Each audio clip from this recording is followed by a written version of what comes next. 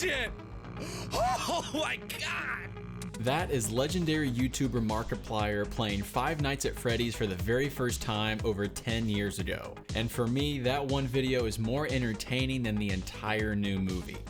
Yeah, I said it. For me, the Five Nights at Freddy's movie is a little bit messy. We're gonna dive into some of those details in a little bit, but hey, let's start off with some of the good qualities. From a design standpoint, I really enjoyed the way the movie looked. They definitely put a lot of effort and detail into making the animatronic characters come to life. They've really nailed down the look and feel of the characters from the video game, and that definitely translates to help these characters stand out and be more scary in the movie. If they don't get the design of these characters right, then there's really no point in watching.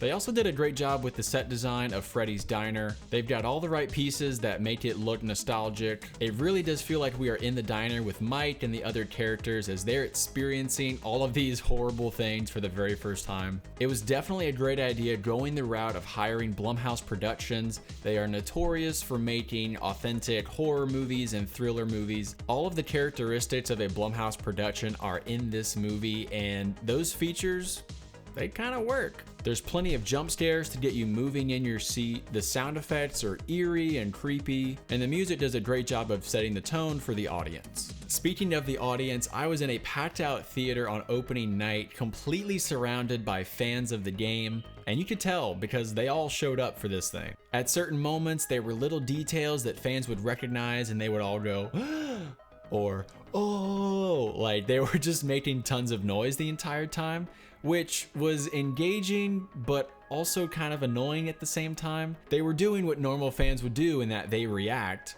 but what's interesting is they were maybe overreacting in a lot of scenarios. I don't think people nowadays really have much theater etiquette as they used to, but oh well. What's really funny to me is the difference in energy from seeing Five Nights at Freddy's this week to seeing Killers of the Flower Moon just 1 week ago. These movies could not be more opposite. Killers of the Flower Moon was directed by Martin Scorsese, who is 80 years old, and that movie is clearly made for an older demographic. It's a more mature story and for a mature audience. And then you have Five Nights at Freddy's, which is just an iconic video game for younger audiences. And this movie had lots of jokes and funny moments, definitely tapping into that younger audience. I'm in my mid-20s right now, so seeing Killers of the Flower Moon, I was probably the youngest person in that theater. And when I saw Five Nights at Freddy's, I was maybe one of the oldest in the room. So it's just really funny, the difference in energy in the audience. The story overall is where things start to fall apart for me. Yes, there are some heartfelt moments between the main characters. Josh Hutcherson and Piper Rubio play Mike and Abby, and their brother-sister relationship really is the central point of this story. Their chemistry on screen together is pretty solid, and I also want to point out the main villain, who is played by Matthew Lillard.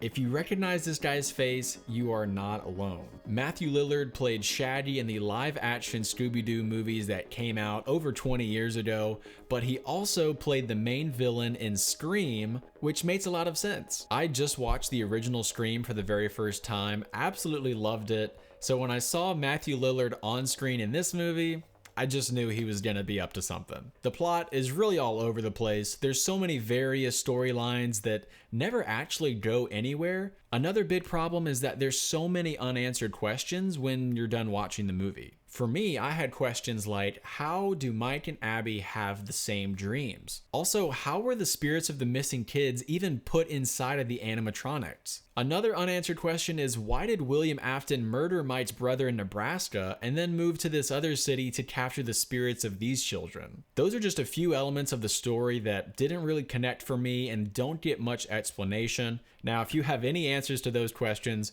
please let me know in the comment section, or else I will be stuck thinking about these forever. The last couple years have been huge for video game adaptations on the big screen and the small screen. Recently on the big screen, we've had Uncharted, Sonic the Hedgehog 2, the Super Mario Bros. Movie, and Gran Turismo. All of these games are huge in their own genre, so the fact that we're seeing them on screen is a big deal. And there's been some big adaptations to happen on TV as well. Arcane, which is the adaptation of League of Legends, Halo, the series, and The Last of Us, which is probably going to win a bunch of awards this upcoming season. And there are so many more video game adaptations coming in the future. Personally, I would put Five Nights at Freddy's probably at the bottom tier of these adaptations that have come out recently, but it still proves that big movie studios and TV studios are appealing to gamers right now. You have the video game industry, which is worth billions of dollars on one hand, and you have the film industry, which is also worth billions of dollars on the other hand. So right now, it's like this perfect window for these two worlds to come together. Studios in both industries are looking for ways to connect the dots and to bring a new experience to some of these games that we've never seen on the big screen before. Now, when it comes to Five Nights at Freddy's, I personally get more entertainment from Markiplier's YouTube videos than I did from this actual movie. Go watch it for yourself, let me know what you think about it, and I'll see y'all in the next one.